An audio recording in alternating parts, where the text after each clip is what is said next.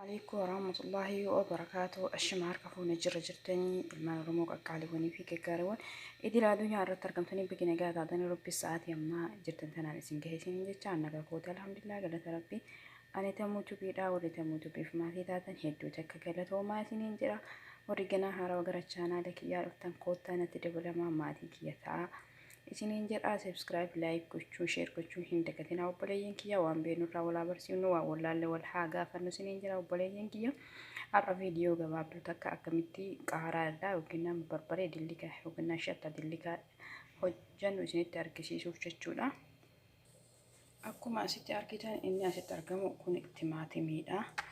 Timaatimii lamaa fi shunkurtii tokko qullubbii adiidha. Qaaraan firiizera keessaa waan baheef jechuudha mitallija qaaraadha. Maajuun timaatimiidha mallee yookiin timaatima maajiidha. Maajii habbaa lama jechuudha. Hanga dhumaa turtiin keessan nafaana haa ta'u. Maajii namni wallaalee hin jiru. Kunis timaatimii lama qullubbiin ammoo qullubbii tokko jechuudha. Akkatti hojjannu wajjuma ilaalaa hedduu isaa mi'aayaa hojjettanii akka nyaattan abdii qaba. Asidii isaa fi biyyattis akka hojjettanii nyaattan abdii qaba jechuudha. Asirratti mi'aayaa sirriitti hedduu isaati wajjuma ilaala jechuudha. Inni shattichi sun yookiin isa kana jechuudha. Garuu akka kanaatitti hin qadhatu. Kun shattaa raanaadha. Isa akka shattaa raanaa kana hojjedha jechuudha. Wajji ilaalla hanga dhumaa turtiin keessa nafaan haa ta'u. Obboleeyya walitti deebinee akkuma argitan asitti jaahisa godhee jira. Dhiqee muree kinu qaaraan keenya akkanatti muramee jira jechuudha.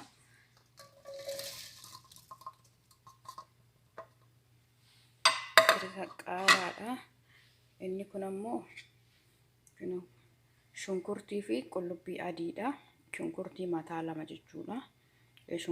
Qullubbiin adiin ammoo mataa tokko. Isa walitti naqaa. Erga walitti naqee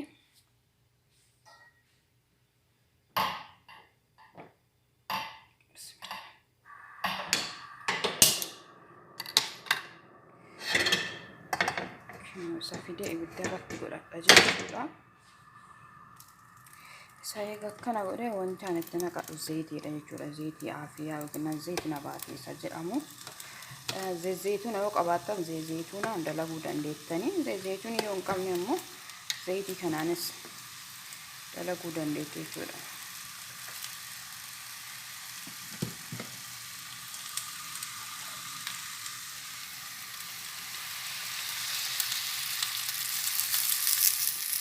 Akka qaaricha keessaniitti qaaraan baay'ee yoo ta'e zayitii itti dabaluu qabaattanii yoo baay'ee hin taane xiqqoo ta'e ammoo ayyaa kana burtuqoo kana tokkootu gimmaashatti naqee aga xumuraa turtiin keessa na wajji haa ta'u. Obboleeyyan akkuma argitan kinu akkanatti jira. Qaarichi jechuudha bilchaachuu jira irratti. Argitan wanta tokko zayitii bichaatu itti dabalame malee waan biraa waan akkatti hin daballe jechuudha. Zayita itti dabalee kunoo isinitti mul'ate bilchaachuu jira. Amma wanti itti dabalu timaatimiidha jechuudha. Timaatimii itti dabalee amma saga timaatimiin kun bilchaatutti inni keessatti bilchaatee inni jedhutti qaaraan bilchaattee jirti jechuudha. Qullubbii fi qaaraa shunkurtiin haga inni bilchaatutti dheenna. Amma immoo asitti wanti argamu kun absuudaadha. Absuudaa gurraachaa fi sigaa maxabashaa goggogaadha jechuudha. Akkanatti itti naqachuu hin dandeettan jechuudha. Jiraa isaa kanas akkana itti naquu hin dandeettanii fooliis waan tolchuuf sigaa maxabashaan akkasuma mi'eessituu furgeessituu waan taateef itti naquu hin dandeettan. Lakki akkasii miti yoo jettani gizee kallaaxatti maashinatti daaftani isin hin daakkantu absuudaani habba habbaa taatee akkasumatti yookiin fireen akkasii keessa hafa jechuudha. Zayitii waa waliin makamtuuf hin daakkamtu. Maal godhuu qabaattanii asitti naqattanii daakkachuu qabaattan jechuudha. Namni asitti daakkachuudha. Daakee walitti deebina. Akkuma argitanii kino absuudaa fi sigaa maxabashaa isinitti mul'ata. Sigaa maxabashaa fi absuudaa isin naqadheera. Inni kun ammoo shabat yookiin shamaar namni wallaaleen jiru baadduumessa afaan biyya keenyaatti absuudaa daalacha jedhanii absuudaa daalachallee absaariillee jedhanii hin waamanii namni isa kana wallaalee hin jiru jechuudha. isa kanas fidee itti naqadha. Daakkamaa yoo qabaattan daakkamaatti naqachuu dandeettanii, yoo daakkamaa hin qabne immoo daattanii itti naquu dandeettan jechuudha. Akkuma argitan akkanatti jira, bilcheenni irratti jira jechuudha.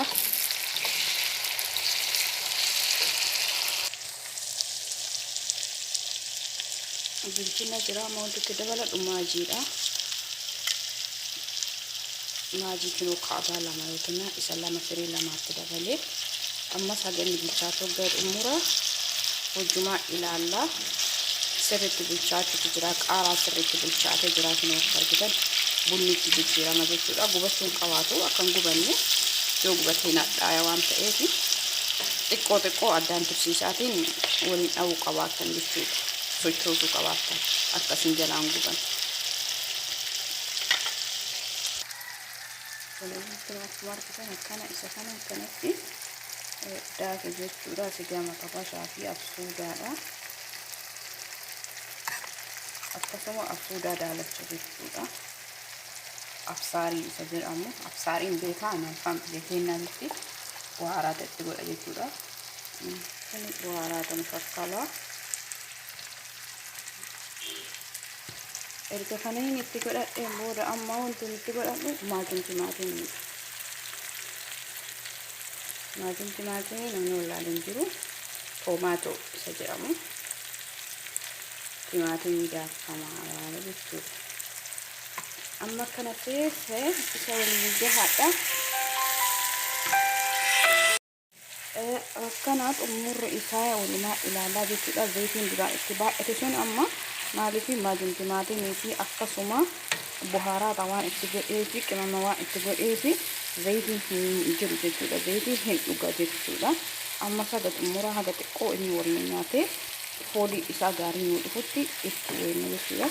Wanti tokko wanti itti godhin dhiisee soogidda jechuudha. Soogidda kintoona soogidillee itti godhamuu qabaata. Kinoo soogidda akka argitan malaagaa tokko itti godhe jechuudha. Soogidda kashimiidha. Soogiddi kashimiin adii malaagaa tokkotti gootan baay'ee waan hin taaneef bareeda waan ta'eef mi'eessaa. Gubaallee gubaa qaaraa hin keessaa balleessaa. Buhaaraa ta'u wajjin jechuudha. Qimaalamanii wajjin amma isa akkana ta'ee geeffamee jira akkanatti jechuudha. Haga inni qorree daakutti wajjumaan turraa jechuun keessan nama wajji haa ta'u jechuudha. Zayitiin amma argitan zayitiin dura baay'ee ture, amma immoo zayiticha dhugee jira jechuudha. Maaliif wantoonni itti daddabalaman kun timaatimii jedhee ammas maajuun timaatimii jedhee walirratti zayita hin dhuga jechuudha. Booda isaa haga maashinatti daakutti jechuun keessan na wajji haa ta'u wajjumaa ilaalla bakka haga xumura. Obboleeyyan kina akkuma argitan akkana jira. Qorree jira. Amma erga qorree hin daanna. Maashina qallaadhaatti kalladhee jechuudha. Walitti deebina.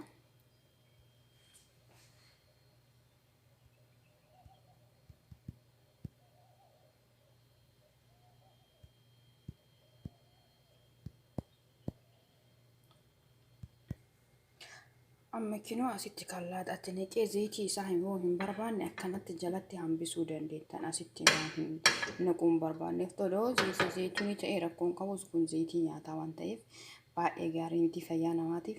Isa kana akkanatti hambisuu qabaatanii hambistanis jissuu qabaatanii waa itti naqxanii gizee nyaata gootan ruuza daladdanii waan daladdaniin ittiin dalaguu qabaatan jechuudha. Jissuu osoo hin taane maaliif qulqulluu waan ta'eef qimamii qaba hin urgaa waan ta'eef nyaataan dalaguu dandeettanii. Isa kana ammasitti naqee jira. Daakee walitti deebina. Kinoo akkuma argitan obboleeyyan kiyyaa shattichi kiyyaa yookiin dillikiin kiyya faqaaraa irraa hojjetame akkana jira. Kinoo akkana jira jechuudha. Barbaree fakkaata. Garuu yoo argitan qaaraa aagdarii yookiin qaaraa buleedha. Akkana jira jechuudha. Isa kana akkana daladdanii ilbaa burtumaanii akkana yookiin kan gisaasaatitti naxxanii ol kaa'atanii sa'aatii barbaadan waan nyaata wajjin nyaachuu dandeettan jechuudha. Hedduu isaa mi'aayaa waan ta'eef hedduu isaa namatti tola. Dalagaa akkana itti fayyadamaa isiniin jira obboleeyyan kiyya. Akkana daladdanii itti fayyadamuu mana keessan keessatti jechuudha. bikka barbaree biyya keenya fakkeenya barbaree dillikii goona.